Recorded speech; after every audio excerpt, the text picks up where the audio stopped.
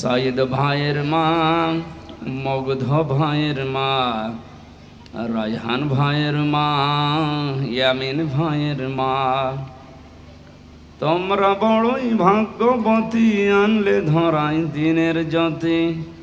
সালাম জানাই তোমায় ফেরেশতা মা, সালাম জানাই তোমায় ফেরেশতা। আলহামদুলিল্লাহ। বাংলাদেশের ঐতিহ্যবাহী জেলা গাজীপুর, কাশিমপুর থানার অন্তর্গত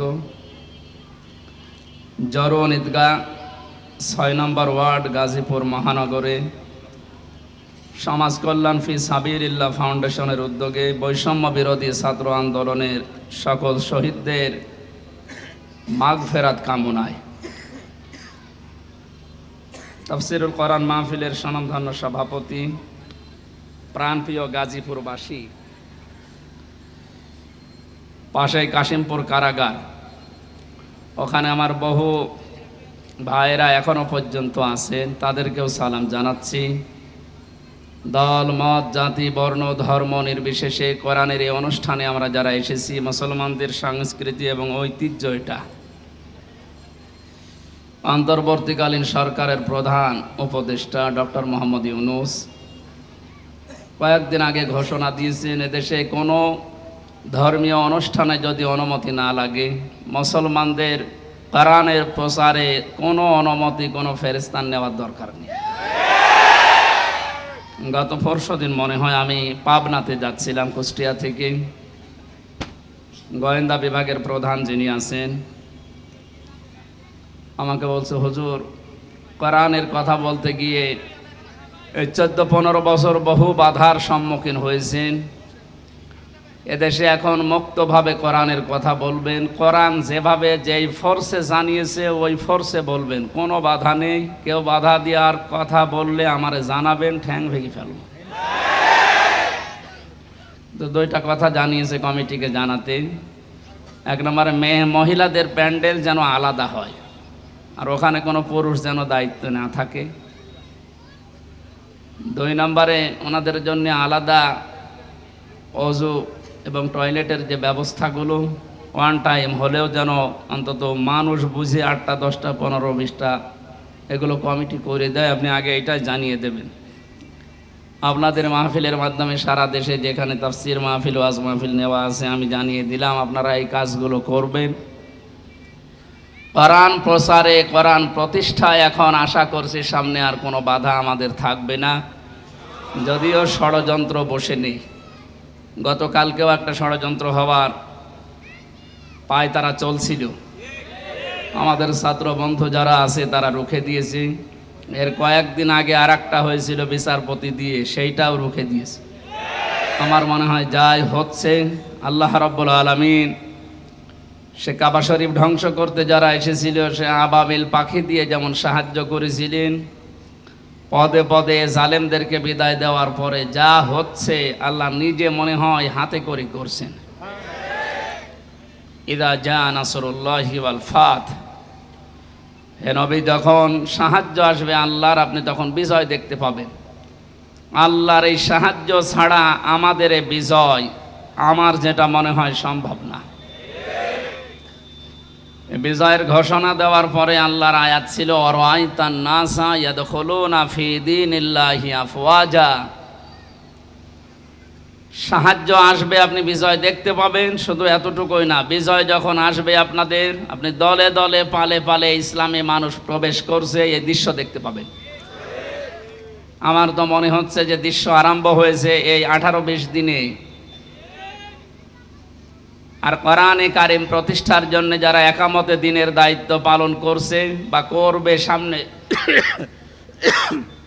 অগ্রণী ভূমিকা যারা পালন করছে ময়দানে, এনাদের যে অ্যাক্টিভিটিস বা এখলাস, যে শ্রম তারা দিয়ে যাচ্ছে মানবতার জন্যে, বিশেষ করে জামাত ইসলামী বাংলাদেশের শ্রদ্ধাভাজন আমির ডক্টর শফিকুর রহমানের এ বৃদ্ধ যুবক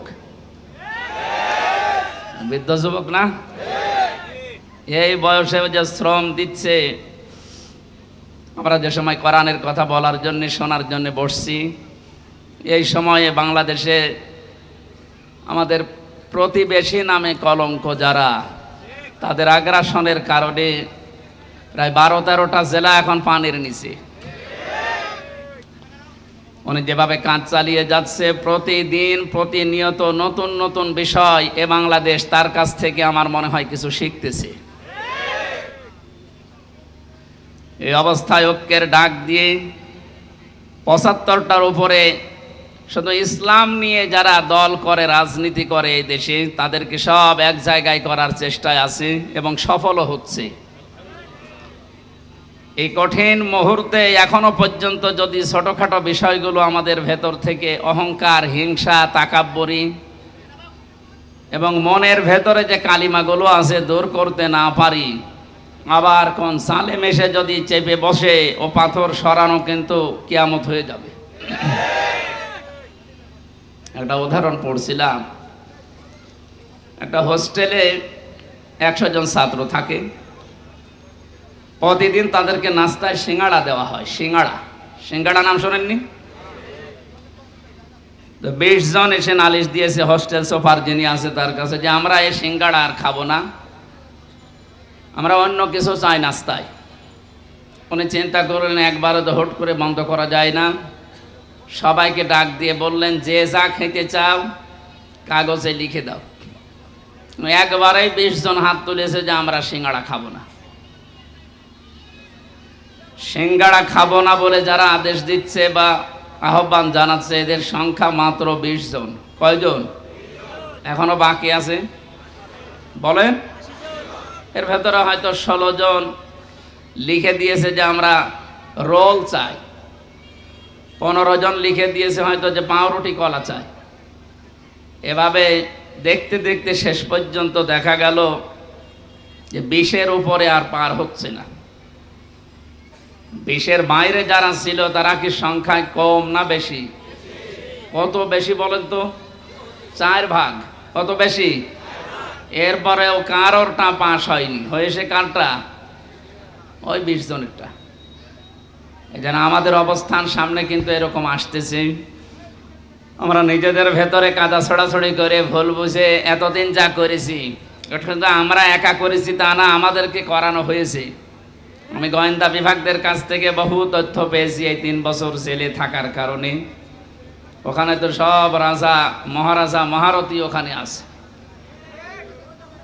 ওনারা জানিয়েছে যে ইসলামকে এ দেশে যেন দাঁড় করাতে না পারে, সেই জন্যে ছোটখাটো বিষয় নিয়ে মানুষের ভেতরে মতভেদ তৈরি করার জন্য জেনারেল মানুষগুলো যা করে করুকে, হুজুর ছাড়া, টুপিওয়ালা ছাড়া এর যেন এক জায়গায় হতে না পারে। যদিও সংখ্যায় এরা একেবারে কম না। কম নাকি? আমার মনে হয় এদেশে আমরা যারা শুধু টুপি মাথায় দেয় আর কারো লাগার কথা না, শুধু টুপিওয়ালা মানুষগুলো যদি এক হয়ে যায় আর ওদের ষড়যন্ত্র যদি কাজে না লাগে, দায়িত্বে যিনি ছিলেন এতদিন 41 সাল টার্গেট দিয়েছিলেন, অতদিন লাগবে না। 41 ঘন্টায় দেশে ইসলাম দাঁড় হয়ে যাবে ইনশাআল্লাহ। দিন যেভাবে যাচ্ছে এবং বিভিন্ন জেনারেল মানুষগুলো, এমনকি আজকে 3 জন হিন্দুকে দেখলাম, তারা ডাক্তার শফিকুর রহমানের হাতে হাত দিয়ে ইসলামী আন্দোলন করবে। জামাত ইসলামী বাংলাদেশে ওরা অলরেডি যোগ দিয়েছে। মূর্খ মানুষ না তারা, প্রত্যেকেই শিক্ষিত, সবগুলো বিশ্ববিদ্যালয় থেকে অনার্স মাস্টার্স করা। তারা বুঝতেছে যে এই জামানা যা শুরু হয়েছে, 15 বছর যা দেখলাম, মানবতার ফেরিওয়ালা বিভিন্ন মানুষের নামে আমরা শুধু শুনেছি, বাস্তবে তাদেরকে দেখি নাই। যেটা এখন দেখতে পাচ্ছি ডাক্তার শফিকুর রহমানের ভেতরে। এই যে পাশেই কারাগার, আমি ছিলাম এখানে 3টা বছর। ডাক্তার শফিকুর রহমান সাহেব 4 তলায় ছিলেন, আমরা ছিলাম, উনি 2 তলায় ছিলেন, আমরা ছিলাম 4 তলায়। ডক্টর সাথে 4 দিন ছিলাম। যে ব্যবহার আমি পেয়েছিলাম, ওনার যে আচরণ, ওনার যে আমল বা ওনার যে অবস্থান, ওনার ইমানের আমলের, আমরা হাজারো আলেম ছিলাম, ওই পর্যায়ে আমরা এই জেনারেল মানুষের কাছে হেরে গেছি। ওনার এক একটা সেজদায় কেটে যেত 45 মিনিটে 1 ঘন্টা করি, আর 1 ঘন্টায় আমাদের 10 রাকাত নামাজ হয়ে যায়। আমার যতটুকু বিশ্বাস আমার মনের, আমার ইমানের, এই অ্যাক্টিভিটিস এবং ইখলাসের কারণে আল্লাহ রাব্বুল আলামিন দলে দলে পালে পালে মানুষদেরকে ইসলামী আজ প্রবেশ করাচ্ছে। এটা যেন অব্যাহত থাকে। 5 তারিখের আগ পর্যন্ত মাত্র 20 ভাগ মানুষ চাইতো যে দেশে ইসলাম কায়েম হোক। এই 18-19 দিনের ব্যবধানে এখন প্রায় 35 ভাগের উপরে মানুষ অলরেডি চাচ্ছে যে দেশে ইসলাম দিয়ে, কোরআন দিয়ে দেশটা চলুক। আমরা তো দেখলাম এই 53 বছর, যদিও আমরা 33 বছর, আমার মুরব্বী যে বসে আছে, এই সমস্ত মানুষগুলো তো দেখেছে যে বাবা চালিয়েছে যে কেমন লাগে না, দেখে নাই? স্বামীও চালিয়েছিল, মানুষ দেখেছে। চাচা চালিয়েছে, জোর করে হোক আর যেভাবে হোক, তাও মানুষ দেখেছে। বউ চালাইলো, দেখলাম, অন্তত আমি দেখেছি। ভাবিও চালিয়েছিল, দেখেছিলাম। এখন শুধু দেখতে বাকি আছে যে এ কোরআন দিয়ে দেশ চললে কেমন দেখা যায়।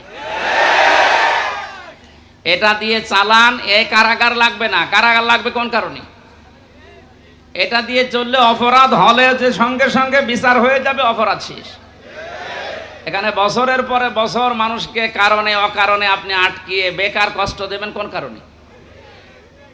আমি যে সিঙ্গাড়ার উদাহরণ দিলাম, 100 জনের মাত্র 20 জন চায়, 80 জন মানুষ থাকার পরেও তাদেরটা পাস হয়নি। এই কারণেই এ বাংলাদেশের মুসলমানগুলো আজ আমরা যদি এক হতে পারতাম, এ 3 বছরে যে নির্যাতন, জুলুম, অত্যাচার শিকার আমরা হলাম, বিশেষ করে আলেমেরা, 76 জন আলেম আমরা এক জায়গায় ছিলাম, হেফাজত ইসলাম বাংলাদেশ সহ, চরমনায়ের কিছু মরিদ ভাই সহ আমরা। একজন হিন্দু ছিলেন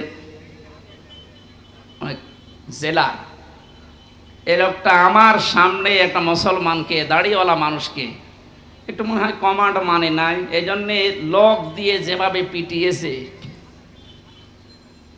ওই সময় মনে মনে হচ্ছিল যে এদেশে 96 ভাগ মুসলমান আর মাত্র 4 ভাগ ওরা। আর কিভাবে পেটটা কোনো খুব বেশি বড় জিনিস না, মানে ছিল না। একদিন একটু হইচই হচ্ছিল, ওই বাইরে যেতে নিষেধ করেছে, উনি একটু গিয়েছে। প্রত্যেকটা এরিয়া তো ভাগ ভাগ করা আছে, একটু বের হয়েছিল রাস্তায়, যেভাবে মারধর করলো, নিচতলায় নিয়ে আটক করে, আবার এই যে ডান্ডা বেড়ি দিয়ে, মানে সহ্যের বাইরে এই অবস্থা তৈরি হয়েছিল শুধু আমাদের এই মতানৈক্যের কারণে। আল্লাহ রাব্বুল আলামিন ওই দৃশ্য যেন আর কোনোদিন আমাদের দেশে সামনে নিয়ে না আসে। আমরা যেন দেখতে পাই যে আল্লাহর এই কালাম দিয়ে আমাদের এই 56,000 বর্গ মাইল চলছে। আশপাশে যারা শত্রুতা করার, ষড়যন্ত্র করার দুঃসাহস দেখাচ্ছিল, ডক্টর মোহাম্মদ ইউনূসের এক ধমকে অনেকেই থেমে গেছে, কিন্তু তারা গোপনে চালাচ্ছে। তাদের তো পেছনে ভয় আছে 7 সিস্টার, যদি একবার ভেঙে যায়। ওরা যেমন বাংলাদেশ পাকিস্তান থেকে ভাগ করেছিল, এখন পাকিস্তান আর বাংলাদেশ মিলে ভারতকে টুকরা টুকরা করে ছাড়বে। শুরু হয়ে গেছে। আমাদের যেমন ছাত্ররা বিষয় এনে দিয়েছে, পাকিস্তানও মনে হয় কয়েকদিন পরে চলে আসবে ইনশাল্লাহ। এরপরেই দেখবেন ভারতও শুরু হয়ে গেছে। কোরআনের কথা শুনতে এসেছি, আমরা তাফসীর আকারে কথা বলবো। ওখানে লেখা আছে তাই যে আল্লাহ আমাদেরকে, কঠিন মুহূর্ত চলছে যেহেতু বাংলাদেশে, কত মানুষ পানির নিচে, কত মানুষ বিনা কারণে অকারণে এই জেলখানায় পচতেছে। আল্লাহ রাব্বুল আলামিন এই সময় আমাদেরকে কোরআনের কথা শোনার জন্য নিয়ে আসলে আমরা খুশি এবং আনন্দ চিত্তে বলছি আলহামদুলিল্লাহ। আল্লাহ পাক বলেন, তাহা মা আনজালনা আলাইকাল কুরআনা লিতাশকা। হে নবী, এ কোরআন আমি আপনাকে এই জন্য দেইনি যে আপনি মার খাবেন। এ কোরআন এই জন্য দেয়নি যে অন্য দেশের মানুষ আপনাকে পানি দিয়ে ডুবিয়ে মেরে ফেলবে না। লিতাশকর ব্যাখ্যায় আধুনিকভাবে যদি বলা যায়, দুঃখ কষ্ট সহ্য করার জন্যে, হুমকি ধমকি খাওয়ার জন্য কোরআন আমি দেইনি। কোরআন দিয়েছি আপনি সবার উপরে থাকবেন। নবীজিকে যতগুলো নাম দিয়ে আল্লাহ ডাক দিয়েছিলেন, তার ভেতরে 2 নম্বরের নাম হচ্ছে তহা। ওনাকে আল্লাহ ডাক দিয়েছেন প্রথমে ইয়াসিন বলে। কি বলে বলেন তো? বলেন বলেন।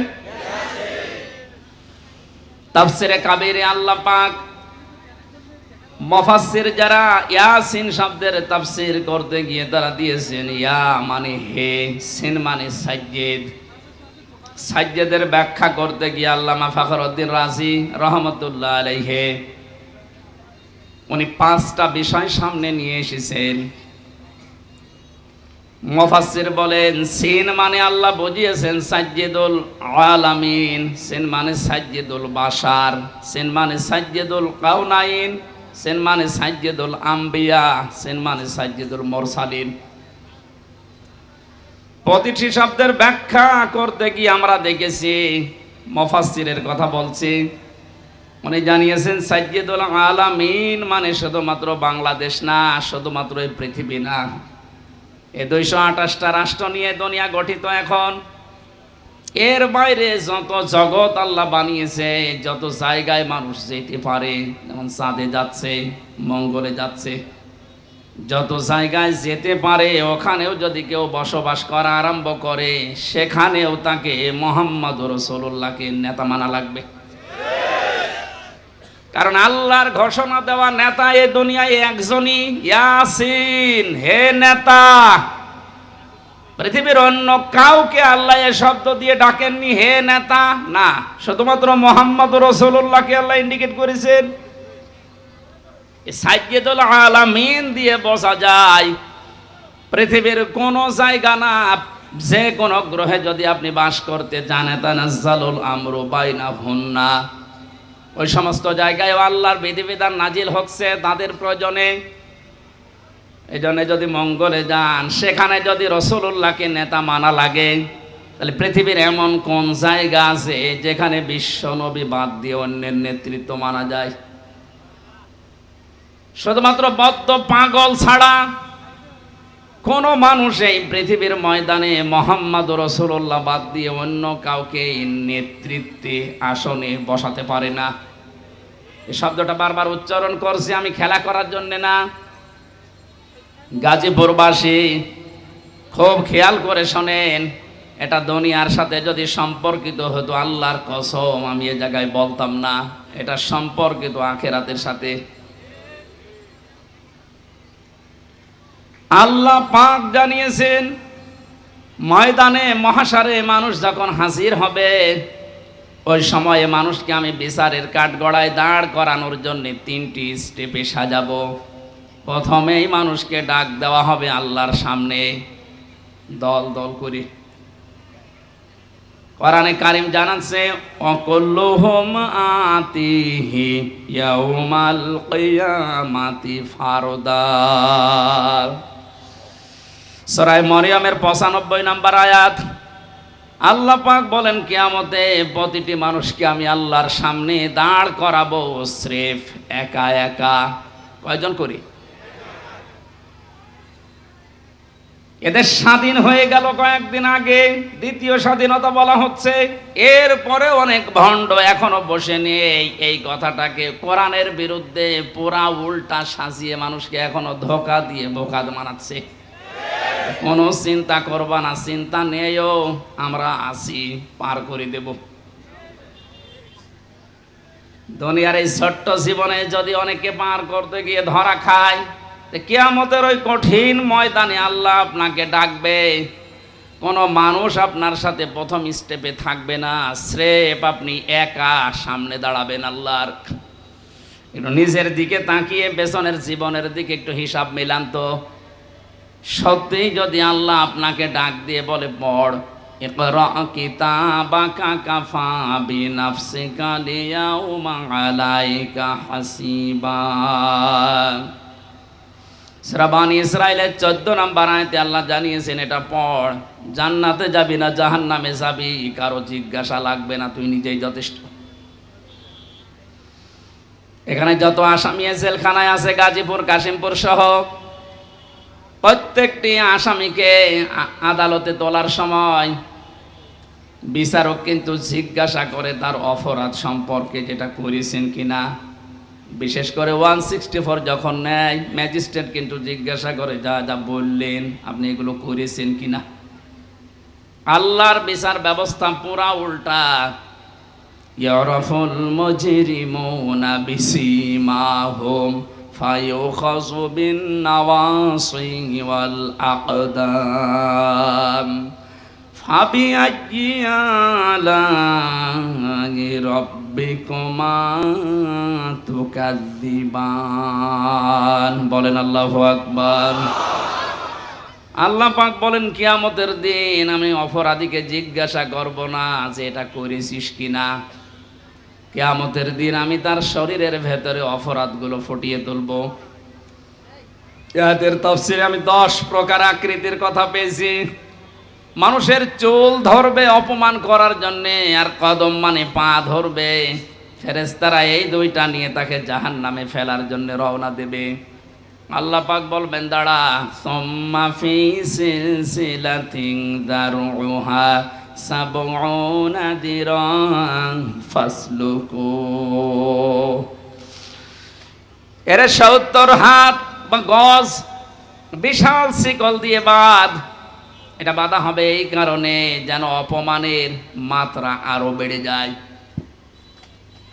এই 15টা বছরের যে দৃশ্যগুলো আমি আদালতে দেখেছি, বিশেষ করে আমার 3 বছরে, সাইকুল হাদিসের সন্তান সাইকুল হাদিস এবং হাজারো আলেম, আজকে একজন মাজলুম আলেম বের হয়েছে, মুফতি জসিমউদ্দিন রহমানী।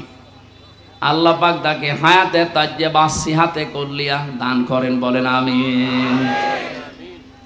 এই আলেমদের জুতা টানার যোগ্যতাও যারা দায়িত্বে ছিল তাদের ছিল না। অথচ এই মানুষগুলোকে আদালতে হাজির করতে গিয়ে দেখতাম পায়ে দিয়েছে ডান্ডা বেড়ি, হাতে দিয়েছে হ্যান্ডকাপ, তাও যেটা দিলে হাত কেটে যায়। মাজায় দড়ি বেঁধে ছাগলের মতো গরুর মতো টানতে টানতে নিয়ে যেত। আর বিভিন্ন তালায় ওই জালেমদের দোসররা জালেমরা থেকে টিপ্পনি কাটতো। দেখ কি অবস্থা। আমার মনে হয় পুরা বিষয় আল্লাহ পুরাটাই পাহাড়ের মতো উল্টিয়ে দিয়েছে। এ কালামানিকের যে অবস্থা, ওর নাকি শুনলাম অন্ডকোষ উড়িয়ে গেছে।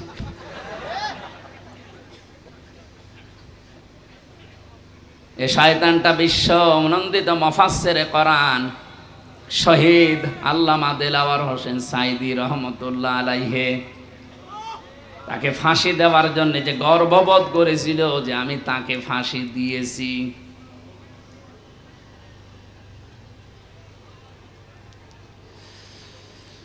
গাজীপুরবাসী, আমার তো মনে হচ্ছে এখন যে জালেমগুলোর উপরে মানুষের ক্ষোভ, রাগ এবং বাস্তবতা যেটা দেখা যাচ্ছে, কেউ ডিম ছুঁড়ে মারছে, কেউ পানি মারছে, কেউ কিল ঘুষিত ফিরে আসে। এগুলো সব আমার যতটুকু ধারণা নবীর ওই হাদিস অনুযায়ী এটা আলেমদের বরদোয়ার ফল। বিশ্ব নবী জানিয়েছেন ইত্তাকি দাওয়াতাল মাজলুম। পৃথিবীর মানুষেরা সাবধান, তুমি আর যাই করো না কেন মাজলুমের বরদোয়া থেকে নিজেকে বেশি বাঁচিয়ে রাখবা, কারণ এটা একটা কঠিন বিষয়। ফাইন্নাহা লাইসা বাইনাহু ওয়া বাইনাল্লাহি হিজাব। মাজলুম যদি বরদোয়া করে আর আল্লাহর মাঝে কোনো পর্দা, কোনো ফারাক থাকে না, সঙ্গে সঙ্গে কবুল হয়ে যায়। আমার মাথায় দড়ি দিয়ে যখন নিয়ে গিয়েছিল প্রথমে, এত অসহায় মনে হচ্ছিল নিজের কাছে যে আল্লাহ আমি কি করেছি। পায়ে দিয়েছে ডান্ডা বেড়ি, হাতের ভেতরে হ্যান্ডকাপ, মাজার ভেতরে সে এত মোটা মোটা দড়ি। 2-3 জন 4 জন পুলিশ হাত ধরে রাখে, আর একজন টানতেছে, গরু টেনে নিয়ে যাচ্ছে। দুনিয়ায় যদি আল্লাহ এটা উল্টিয়ে দেখাতে পারে, আখিরাতের বিচার তো আলাদা। এজন্য কিয়ামতে আপনি একা দাঁড়াবেন, কোনো সাক্ষী লাগবে না। আপনার শরীরের ভেতরে ওই বিষয়গুলো আল্লাহ ফুটিয়ে তুলবে। ফাম্মা মান উতিয়া কিতাবাহু বিয়ামিনি। আমল নামা যদি আল্লাহ হাতে দিয়ে বলে পড়, ডান হাতে যারা পাবে ফায়াকুলু হাউ মকরাউ কিতাবিয়া, ওরা নিজে আনন্দ পাবে আর মানুষকে বলবে দেখো কি সুন্দর রেজাল্ট আমি পেয়েছি। বাংলার মানুষেরা, পাশে যেহেতু কারাগার, হাজারো মানুষ এখন যারা আছে, আমি যেহেতু নিজের বাস্তবতা বলছি, হাজার হাজার মানুষ এই জেলখানায়, তো প্রায় এক জায়গায় 10,000 আছে, এখন মনে হয় আরো বেশি। এই মানুষগুলো এই মাগরিবের পরে, এশার পরে এদের অনুশোচনা শুরু হয়। সবাইকে উদ্দেশ্য করে বলছি, আমরা যে যা করছি দুনিয়াতে, কিয়ামতের ময়দানে বইটা হাতে দেওয়ার পরে পড়তে পারবেন তো। এজন্য নিজের ব্যক্তিগত জীবনকে আগে সংশোধন করা আরম্ভ করেন। আমি নিজের থেকে এখন শুরু করব। আমি যদি সত্যি এখনই মারা যায়, আমার এই 33 বছরের যে রেকর্ড আল্লাহ আমাকে দেখাবে, আমি যেন সম্মুখে পড়তে পারি, এরকম কাজ এখন থেকে আরম্ভ করব। জীবনের আসল সফলতায় তো ওইটা, ফামাং সুহসিহা আনিন নারি ওয়া উদখিলাল জান্নাতা ফাকাদ ফাজ।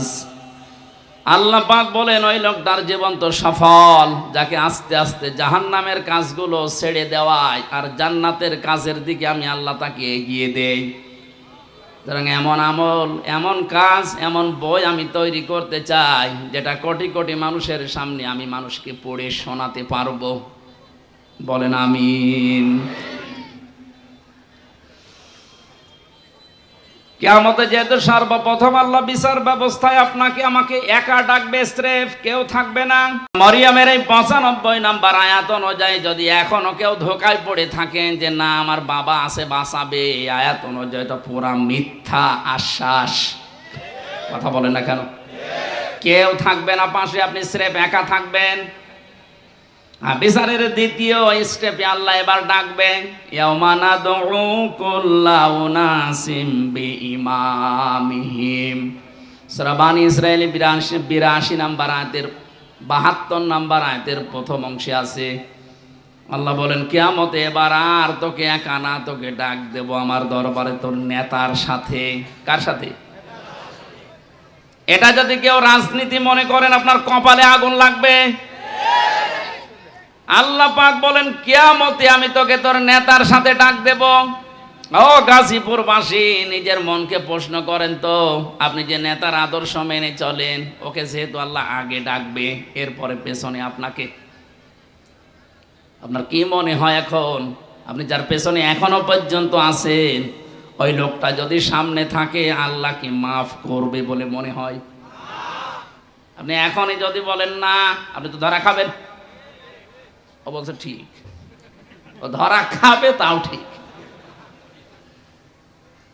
ধরা যেন খাওয়া না লাগে, এই কারণেই তো রাইফি সাহেব আয়োজন দিয়েছে, কোরআন দিয়ে শোনানোর জন্যই লিখেছে তাফসিরুল কোরআন মাহফিল। আমি তো কোরআন দিয়েই বলছি, একটা কথাও বাইরের বলেছি। সুতরাং আহ্বান জানাচ্ছি, আমি বড় দরদ নিয়ে, মায়া নিয়ে, আমি দেখতে পাচ্ছি কোরআন আর হাদিসের চোখ লাগিয়ে যে আপনি ধরা খাবেন। এখনো পর্যন্ত অনেক জালেমের দোসর এখনো স্ট্যাটাস দিয়ে যাচ্ছে। আমার মনে হয় যার মনের ভেতরে বিন্দু পরিমাণ একটু বিবেক, একটু অনুশোচনা কাজ করে, তার সামনে যদি শুধু আয়না ঘরটা ভেসে আসে, কোনোদিনও জালেমের পক্ষে স্ট্যাটাস দেওয়ার কথা না। মর্মান্তিক বিষয়, আপনি একটু ভাবেন শুধু। আমি মাঠের নিচে ছিলাম, কি অসহায় মনে হয় নিজেকে, তাও তো আমার একটু বড় জায়গা ছিলাম, কিন্তু ব্যারিস্টার আমান আজমি ভাই সহ যারা ছিলেন ওদের কবরের মতো জায়গায় রেখে দিত। এই জুলুমের সাথে যারাই জড়িত, এখনো যদি বিশ্বাস না হয়, যারা দায়িত্বে আছে তাদেরকে বলবো, এই আয়না ঘরটা টুরিস্ট স্পেস হিসাবে রেখে দেন। মানুষ যেন, তামাম দুনিয়ার মানুষ বোঝে যে এই পৃথিবীতে একজন জালেম ছিল। এটা জুলুমের একেবারে সর্বোচ্চ পর্যায়। এটা বেঁচে থাকা মানুষও জানে না। আপনি যদি মেরে ফেলে সংবাদ দিয়ে দিতেন যে অমুককে মেরে ফেলেছে, তাহলে তার বউটা অন্য জায়গায় বিয়ে করতে পারত, তার ছেলে মেয়ে বসতো যে বাপ মারা গেছে। কি অবস্থা বলেন তো ব্যারিস্টার আরমানের? তার স্ত্রীকে আপনি কি জবাব দেবেন কিয়ামতে? আয়না ঘরের সাথে যারা জড়িত ছিলেন, যদি ব্যারিস্টার আরমানের বউ আপনাকে মাফ না করে, কোরআন হাতে নিয়ে বলছে আপনি চির জাহান্নামী। কেউ পারবে না আপনাকে বাঁচাতে।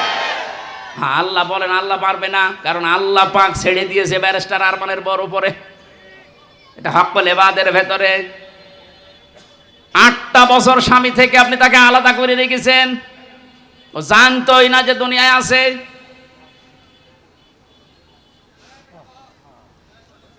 আমি কয়দিন থেকে আমার অবস্থা হালচাল শেষ হয়ে গেছে, আর সে 8টা বছর।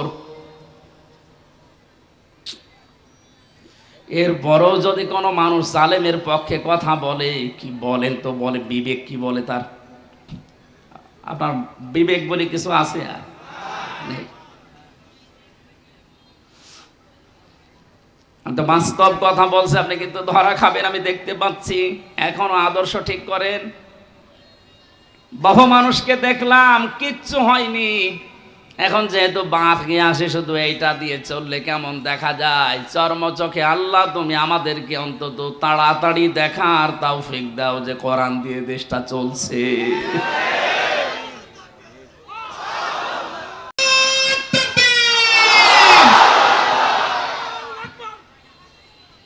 অন্য কোনো দিকে না নিয়ে বিবেকের দিকে নিয়ে যান। আমি আপনাকে বাঁচাতে চাই। সত্যি আমরা কিন্তু ধরা খেয়ে যাব যাদের আদর্শ ঠিক নেই। এই মুহূর্ত থেকে আমি আশা করছি পাল্টাবেন। 2 নম্বরের ব্যাখ্যায় পেয়েছি, আল্লাহর নবী জানিয়েছেন আমাকে আল্লাহ ইয়াসিন বলে ডাক দেওয়ার কারণে, সিন মানে সাইয়্যিদুল আলামিনের পরে সিন মানে সাইয়্যিদুল বাশার। সিন মানে কি? বাশার মানে মানুষ। মানুষ পদবাচ্যে যারা বিবেচিত, এ কথা যারা হয়ে গেল তো।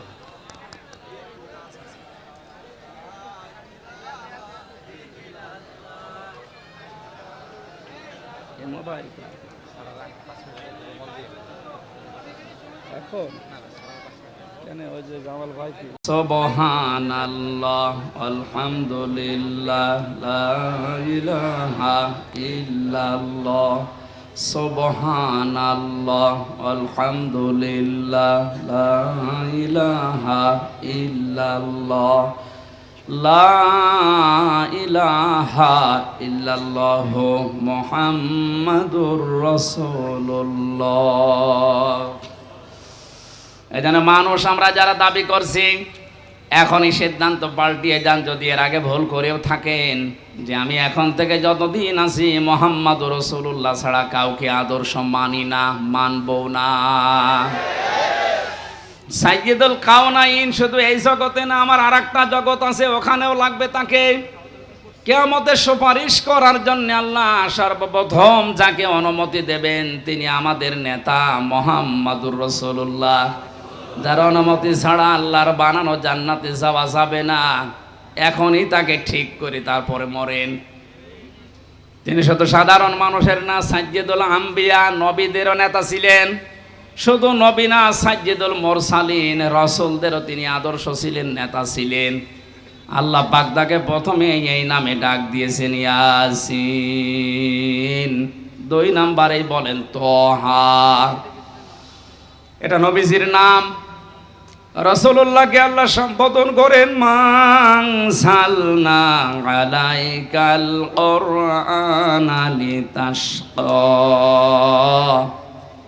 হে নবী, আপনাকে আমি কোরআনটা এই জন্য দেইনি যে আপনি অপমান হয়ে থাকবেন, অপদস্থ হবেন, না খেয়ে থাকবেন, বন্যার পানিতে ডুবেই মরে যাবেন না। কোরআন দিয়েছি এগুলো সব মোকাবেলা করার জন্যে। জোরে বলেন সুবহানাল্লাহ। এটা মোকাবেলা করার জন্য যদি কোরআন দিয়ে থাকেন, তাহলে কোরআনকে ওই পর্যায়ে নিয়ে যাওয়া লাগবে যেখানে কোরআন গেলে চিন্তা থাকে না, দুঃখ থাকে না। ওয়ালা তাহিনু ওয়ালা তাহজানু ফামান তাবিআ হুদায়া ফালা খাউফুন আলাইহিম ওয়ালা হুম ইয়াহজানুন। আমার পাঠানো হেদায়েত যদি অনুসরণ করতে পারো, অনুসরণ করা যায় যেখানে গেলে ওই জায়গায় যদি নিয়ে যেতে পারো। প্রশ্ন আসতে পারো, অনুসরণ তো করি। হ্যাঁ, আজ আমাদের অনেকের ঘরে ঘরে কোরআন শরীফ আছে, কিন্তু যেখানে থাকা দরকার ওই জায়গায় না থাকার কারণে আজ হাজারো মানুষ জায়েজ জিনিস জায়েজ জানার পরও মানতে পারছি না। যেখানে গেলে জায়েজটা জায়েজ ভাবে মানা যায়, আর হারামটা হারাম জানার পরে ছেড়ে দেওয়া যায়, এই জায়গায় কোরআনকে পৌঁছিয়ে দেওয়ার দায়িত্ব এখন আমাদের। আর সে সময় এবং সুযোগ আমাদের সামনে ইনশাল্লাহ আসতেছে। এরপরও যদি আপনি ভুল করে ফেলেন, আমার মনে হয় বারবার আল্লাহ সুযোগ দেবে না। কথা বলে না কেন? মান ক্বারাআল কোরআনা ফাস্তাযহারাহু, যে ব্যক্তি কোরআন পড়ে এবং কোরআনকে দাঁড় করানোর জন্য স্পষ্ট এজহার মানে বিজয় করা। এজহার মানে কি? কোরআনকে বিজয় করার জন্য যারা চেষ্টা চালায়, ফাহাল্লা হালালাহু ওয়া হারামা হারামাহু, এর হালালকে হালাল জেনে আঁকড়িয়ে ধরে, হারামকে হারাম জেনে ছেড়ে দেয়, আদখালাহুল্লাহুল জান্নাহ, হে নবী আপনি বলেন আল্লাহ পাক তাকে জান্নাতে দিয়েই দিয়েছে। জান্নাতে দেবে না, জান্নাতে দিয়ে দিয়েছে। সুতরাং এমন একটা দেশ এখন কোরআনে কারিম দিয়ে গঠন করা দরকার, যেখানে বসবাস করলে জান্নাতে যাওয়ার গ্যারান্টি পাওয়া যায়। হজ করতে যারা যান, এই যে মানুষগুলোকে আমি দেখেছি 16 সালে কি নিয়ে আসে মানুষ ওখান থেকে। আসার সময় হয় তসবিহ নেয়, পাথর নেয়, জায়নামাজ নেয়, আতর নেয়, আর বাকি কিছু কিছু জিনিস নিয়ে আসে, স্বর্ণ। ওখান থেকে নিয়ে আসার কথা ছিল কি, আরাফাতের ময়দানে অবস্থান করে যখন আবার আসতেছেন 9 তারিখে, মুজদালিফার যে ময়দানটা আছে, লক্ষ লক্ষ নারী পুরুষ খোলা আকাশের নিচে, কোনো অভিভাবক লাগবে না, একা একা শুয়ে আছে, পাশে যুবতী মেয়ে আছে। কোনোদিন কারো আজ পর্যন্ত সাহস হয়নি যে একটু তাকায়। কথা বলে না কেন? যেমন তেমন মেয়ে লোক না, বিশ্ব সুন্দরী যারা, তারাও শুয়ে আছে। এ কঠিন পরিস্থিতিতে যদি কোনো মানুষ আজ পর্যন্ত এটা প্রমাণ করতে না পারে যে এখান থেকে 5টা মেয়ে হাইজাক হয়ে গেছে, শুনেছেন কোনোদিন? 5টা মেয়ে সম্ভ্রম হারিয়ে ফেলেছে, শুনেছেন কোনোদিন? 5টা ধর্ষণের শিকার হয়েছে, শুনেছেন? আপনি এটা নিয়ে আসতে পারেন না। কোরআনের নিয়মটা থাকার কারণে যদি খোলা আকাশের নিচে মরুভূমির ভেতরে এত বড় একটা নিরাপত্তা গ্যারান্টি পাওয়া যায়, 56,000 বর্গ মাইল যদি এইটা দিয়ে চলে, পুরাটাই আমার মনে হয় আল্লাহ মুজদালিফার মতো নিরাপত্তা দিয়ে দেবে। এজন্য আমাদের আসল কাজ হবে এখন এইটাকে উপরে তোলার চেষ্টা চালাচ্ছে যারা, আল্লাহ তাদের এই চেষ্টার ভেতরে যেন ইখলাস আরো বাড়িয়ে দেন, তাদের শরীর স্বাস্থ্য আল্লাহ যেন সুস্থ রাখেন। সবাই বলেন আমিন। দরুদ পড়ছি, সালাম পাঠাচ্ছি আমাদের নবী মুহাম্মদ রাসূলুল্লাহর উপরে, যিনি আর্থ মানবতার মুক্তির জন্য দুনিয়াতে এসেছিলেন। এখন তার আদর্শটা দিক বিদিক ছোটাছুটি করছে মানুষ, এই কারণে আমরা এখনো পর্যন্ত অসহায় হয়ে আছি দুনিয়ার ময়দানে। আল্লাহ যে উদ্দেশ্য নিয়ে তাকে পাঠিয়েছিলেন, তাকে যদি আমরা ওইভাবে গ্রহণ করতে পারি, এখনো আমরা নেতৃত্বের জায়গায় যেতে পারবো ইনশাআল্লাহ। আল্লাহ যেন ওটা দেখার তৌফিক আমাদের দেন, বলেন আমিন। আজকের আমার আলোচনার বিষয় হচ্ছে ঈমান আনার কিছু শর্ত আছে। এখানে আর একটা আলোচনা আছে সামনে, ওখানে ঈমান নষ্ট হয়ে যায় কি করলে, ওই বিষয়গুলো আমি কোরআন আর হাদিস দিয়ে তুলে ধরবো। আজকের আলোচনার বিষয় ঈমান আনলেই না, আমরা যেহেতু ঈমান পাইনি, আমরা ঈমান এনেছি, এ কথাটা ঠিক হয়নি। আমরা ঈমান পেয়েছি না ঈমান এনেছি? হ্যাঁ, এটা ক্লাস চলছে, জবাব দেন তো ছাত্রের মতো। আমরা এখানে যারা আছি, ঈমান কি এনেছি না ঈমান পেয়েছি? পেয়েছি।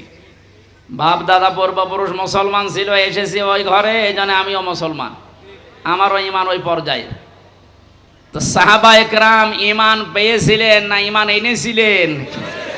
কোরআনে কারিমে আল্লাহ যে বারবার ডাক দিয়েছেন, ঈমান পেয়েছো যারা না ঈমান এনেছো যারা। ইন্নাল্লাযীনা আমানু, নিশ্চয় যারা ঈমান পায়, কি যারা ঈমান আনে। তাহলে ঈমান আনার বিষয়, ঈমান যদি কেউ আনতে চায়, বিশ্ব নবীকে আল্লাহ জানিয়েছেন, হে নবী তারা যেন আপনার কাছে আসে যারা ঈমান আনবে বলে 6টা বিষয় তাদেরকে জানাবেন, যে এই 6টা হচ্ছে ঈমান আনার শর্ত। সূরা মুমতাহিনার 12 নম্বর আয়াতে আল্লাহ এই দলিলগুলো দিয়েছেন। বিশ্ব নবীর কাছে যে মেয়েরা আসতো বায়াত নেওয়ার জন্যে, নবীজি জানিয়েছিলেন পর্দার আড়ালে বসো, তোমাদেরকে আমি বায়াত দিতে রাজি আছি, কিন্তু 6টা বিষয় ওয়াদা করে যাও যে জীবনে কোনোদিন করবা না। আর যারা দায়িত্বে আছেন, উপদেষ্টা মণ্ডলীতে যারা আছেন, কয়েকজন মাত্র হিন্দু, বাকি সবই যেহেতু মুসলিম। আর ধর্ম উপদেষ্টায় যিনি আছেন তিনি বিশিষ্ট একজন আলেম, ডক্টর আফামা খালিদ সাহেব সহ যারা মুসলমান আছেন, তাদের এই মুহূর্তে ইমানের দাবি হবে এই দেশে কোরআনে কারিমের এই যে নিয়ম নীতি, সূরা মুমতাহিনার 12 নম্বর আয়াতে আল্লাহ যেভাবে বলেছেন যে ঈমান আনতে হলে এই 6টা বিষয় মানতে হবে। আমার মনে হয় ওনারা 3 মাস টার্গেট নিয়েছে, 3 মাসের ভেতরেই এই 6টা যদি প্রতিষ্ঠা করা যায়, যেখানে বাংলাদেশ যাওয়ার কথা চলে যাবে। এই 19-20 দিনের অবস্থার পরিবর্তন দেখছেন না? এর আগেও তো বন্যা হয়েছিল, তারপরেও তো এখনো পর্যন্ত একটা নিয়ম নীতিও আমরা কোরআন থেকে পাইনি, শুধু চলার চেষ্টায় আছে। ওই সময়ের বন্যায় ব্যক্তিগতভাবে কিছু মানুষ কিছু করত, আর যারা দায়িত্বে ছিল তারা লোক দেখানোর জন্য কিছু করেছিল। কিন্তু এই 20-22 দিনের, বিশেষ করে এই 7-8 দিনের বন্যায় যা দেখতে পাচ্ছি, একটা ফকির ভিক্ষা করে 300 টাকা পায়, সেখান থেকে 20 টাকা বন্যার্থদের জন্য দিয়ে দিচ্ছে। সুতরাং দেশের মানুষের মন আছে, যেভাবে মন তৈরি হচ্ছে, এই 6টা যে এখানে আল্লাহ আলোচনা দিলেন, এটা এখন সামনে নিয়ে আসা লাগবে।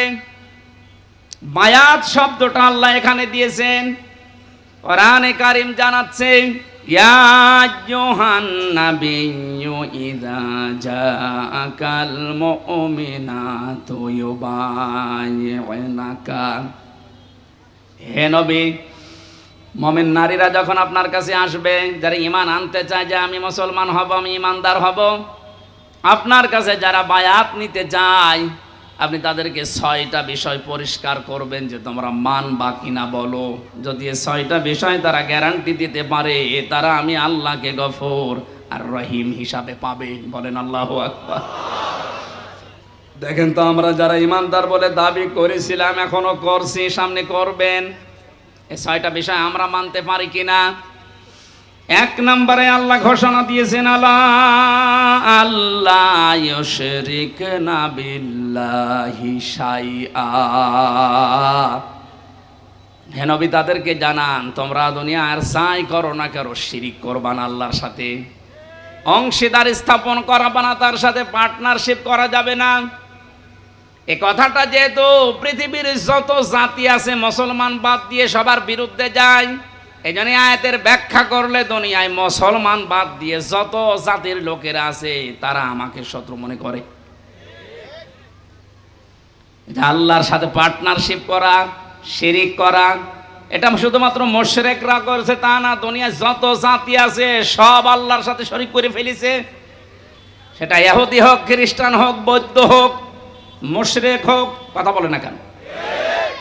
নবীর ঘোষণা ছিল, আল্লাহ পাক জানিয়েছেন আপনার কাছে যারা আসবে তারা যেন শিরিক না করে, এইটার গ্যারান্টি দিতে বলেন।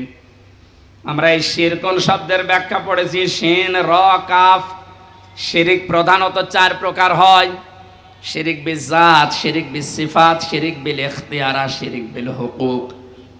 তাফসীরের ভাষায় আমরা ভাগ করে করে দেখেছি, এক একটা 4 ভাগ করে হয়, 4 4 16 ভাগ।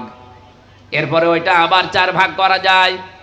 শেষ পর্যন্ত আমি মিলিয়ে দেখেছি ফি জিলালিল কোরআনে 120 প্রকার শিরিক এই পৃথিবীতে মানুষেরা আল্লাহর সাথে করতে পারে। পয়েন্ট আকারে বলতে গেলে দেরি হয়ে যাবে, আমি কয়েকটা পয়েন্ট শুধু মনে করাচ্ছি।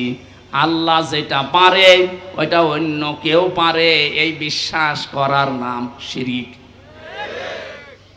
আল্লাহকে যে সম্মান দেওয়া হয়, ওই সম্মান অন্য কাউকে যদি কেউ দেয় ওইটা শিরিক। কথা বলেন না কেন? এ জাতিকে অনেকেই সূক্ষ্ম ষড়যন্ত্রের মাধ্যমে বিভিন্ন জায়গায় শিরিকের আমদানি করে জাতিকে মুশরিক বানানোর জন্য উঠে পড়ে লেগেছিল। গুরুত্বপূর্ণ ভূমিকা যারা পালন করেছে বিভিন্ন দাদাদের কথা শোনার মাধ্যমে তার ভেতরে শিক্ষা ব্যবস্থায় যে দুইজন ছিল পরপর এই দুইটা কোথায় পৌঁছিয়েছে শিক্ষাকে। কোটি কোটি টাকা খরচ করে একজন মানুষকে বিভিন্ন মোড়ে মোড়ে দাঁড় করিয়েছে, কি সম্মান তার দিলেন আপনি? একটা দিনও যেতে পারেনি, 1:30টার সময় পালিয়েছে, বিকাল হতে হতে সারা দেশের সব দাঁড়ানো মানুষগুলো শুয়ে পড়েছে। এমনকি আমার কুষ্টিয়ার যে দৃশ্য দেখলাম, যেটা এখন শহীদ চত্বর হয়েছে, ওটা মুজিব চত্বর ছিল, ওটা ভেঙে এত শক্ত ছাতা ভাঙাও যায় না। বহু কষ্ট করে 3 ঘন্টা চেষ্টা করে করে মাটির সাথে মিশিয়ে দিল। কি পেলেন আপনি? এই যে কোটি কোটি টাকাগুলো ওগুলো যদি এখন থাকতো, অন্তত ওই টাকা এখন বন্যার্থদের ভেতরে দেওয়া যেত। আর আমার তো কোরআন হাদিস পড়ার পরে ধারণা যা, ওই মূর্তি বানানোর টাকাগুলো যদি আমরা আজ বন্যার্থ এই মানুষদের কাছে দিতে পারতাম, বঙ্গবন্ধুর কবরে মহান আল্লাহ আরো শান্তি বৃদ্ধি করে দিত। ইসলাম না জানার কারণে আর পাশে যে দালালগুলো ছিল তারা এদেরকে সঠিকভাবে না বোঝানোর কারণে, বিভিন্ন চাপ থাকার কারণে মানুষগুলো শিরিক করেছে, আমাদেরকেও করাতে বাধ্য করেছে। এখন থেকে যেহেতু চাপ নেই, শিরিক এটা মুক্ত হওয়া লাগবে জীবন থেকে। ছোটখাটো অপরাধ যদি হয়, আল্লাহ গফর আর গফফার নামের খাতিরে মাফ করবে আশা করা যায়, কিন্তু শিরিক করলে আল্লাহ মাফ করবে না, বারবার ঘোষণা দিচ্ছেন। ও গাজীপুরবাসী সহ যারা আছে, এই কথাটা গ্যারান্টি আজকে দেওয়া লাগবে যে আগুনে যদি পুড়িয়ে ফেলেন, যদি টুকরা টুকরা করে ফেলেন, ওই ঝিনাইদহ এমপির মতো করেন, ঝিনাইদহ এমপিকে হিরণ নামে তারে পিটিয়ে মেরে উলঙ্গ করে 4 রাস্তার মোড়ে টাঙিয়ে রেখে থাক, এরকমও যদি আপনাকে করে দুনিয়ায়, জেলখানায় মাওলানা মুফতি জসিমউদ্দিন রহমানের মতো 11-12 বছর না, বিশ্বানন্দে তো মুফাসসিরের 13 বছরের মতো না, 100 বছরও যদি আপনাকে রেখে দেয়, কোনোদিন আমি শিরিক করব না, এটার গ্যারান্টি নিয়ে মারা যেতে পারলে আপনি জান্নাতি। শিরিকের গুনাহ বাদ দিয়ে বাকি গুনাহ আল্লাহ মাফ করবে বলে ঘোষণা দিয়েছেন। এই শব্দটার সাথে সন্তানদেরকে পরিচয় করার কারণে একজন কালো মানুষ, দুনিয়ায় 3 জন কালো মানুষের নাম পেয়েছি আমি তাফসিরে। হযরত ওমরের খাদেম একজন, মাহাজা রাদিয়াল্লাহু তাআলা আনহু, আরেকজন এই যে যার নাম আল্লাহ কোরআনে দিয়েছেন তার নামে লোকমান, 3 নম্বর হযরতে বেলাল। এত কালো ছিল এদের চেহারাগুলো, তাদের বর্ণনা পড়েছি তাফসিরে।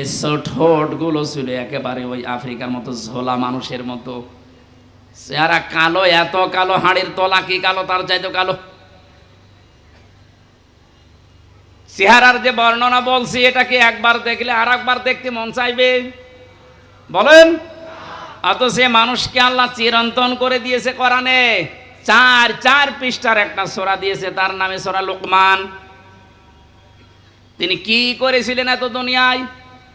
তার পুরা জীবনে আমি পড়ে দেখেছি, সর্বপ্রথম তার কাজ ছিল তার সন্তানকে তিনি ডাক দিয়ে এই শিরিকের বিষয়ে আল্লাহর সাথে পরিচয় করিয়েছিলেন।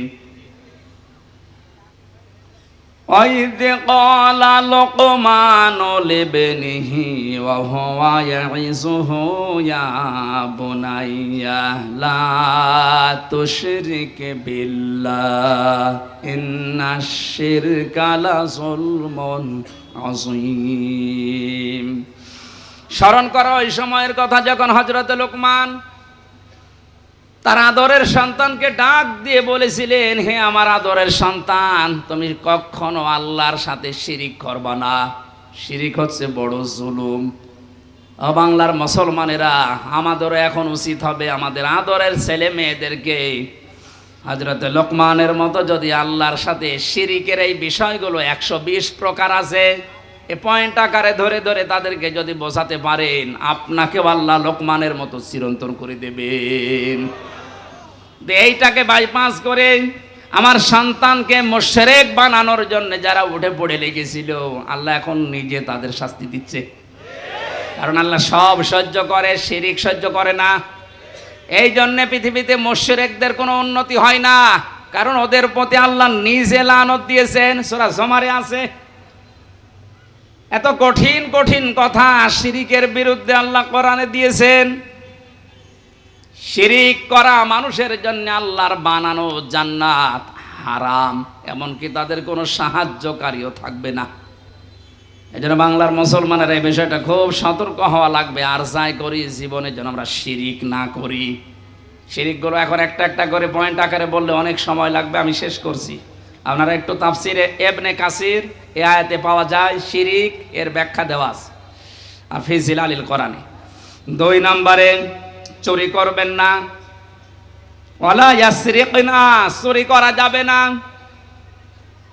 এখন যারা দায়িত্বে আছে, সামনে যারা আসবে, এটা একটু কঠোর হওয়া লাগবে যে চুরি এই শব্দটা যেন এদেশে না থাকে। এদেশ এমনি দাঁড়িয়ে যাবে। বরং যারা চুরি করেছে, চুরি করে বাইরে যারা টাকা পাঠিয়েছে, ওই টাকাগুলো যে কোনো ভাবে এদেশে নিয়ে আসা লাগবে। যদি দিতে না চায়, তাদের যা আছে এই দেশে স্থাবর অস্থাবর, এমনকি তাদের স্ত্রী সন্তান হলেও এই দেশের খেদমতে লাগানো লাগবে। কারণ চুরি করা টাকা দিয়ে এতদিন বাহাদুরি করেছিলেন, এবার বোঝেন ঠেলা। রাষ্ট্রীয় নিয়ম নীতি ছাড়া যেহেতু সম্ভব না, এই আইনটা যেন পাশ না হয়, এই জন্য বহু মুশরিক এই দেশে চেষ্টা চালিয়েছিল। এমনকি আয়াতকে তারা বর্বর আইন বলে ঘোষণা দিয়েছে। এখন যারা সামনে যাবে তারা যেন এটা একটু মেনে নেওয়ার চেষ্টা চালান। ওয়ালা ইয়াজনিনা, জিনা করা যাবে না। আজ বাস্তবতা পুরো ভিন্ন দেখছি। এত ভালো মানুষ মনে করতাম যাদের, তারা অন্যের বউ নিয়ে রাত কাটিয়েছে। আরে দরবেশ, এত বড় দাড়ি, আর অন্যের বউ জোর করে তালাক দিয়ে নিজের কাছে নিয়ে এসেছে। বলেন সুবহানাল্লাহ। দরবেশের যদি এই হয়, বাকি যেগুলো নমো, এদের চরিত্র কোথায় গিয়ে পৌঁছিয়েছে? আর এরা আলেমদের বিরুদ্ধে ধর্ষণ মামলা দেয়।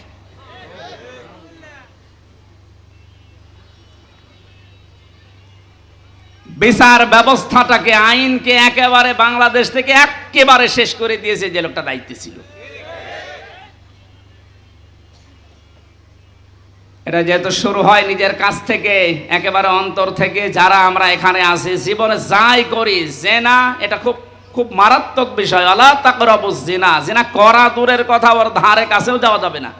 ওটা দিয়ে যেটা আরম্ভ হয়, যে মাধ্যমগুলো দিয়ে, ওই মাধ্যমগুলো এখন কন্ট্রোল করা দরকার। যে সমস্ত বিষয়গুলো উন্মুক্ত আছে, এগুলো কন্ট্রোলে নিয়ে আসা দরকার। বিশেষ করে যিনি দায়িত্বে আছে, এখন মনে হয় নাহিদ ইসলাম আছে না, উনি যেন আরো শক্ত হন। কারণ মানুষের চরিত্রই যদি না থাকে তে কি আছে বলেন। এরপরে আল্লাহ জানিয়েছিলেন সন্তান হত্যা করা যাবে না, অপবাদ দেওয়া যাবে না। এর ভেতরে 3টা পয়েন্ট আমি তাফসীর থেকে পেয়েছিলাম। শেষ করবো না চালাবো?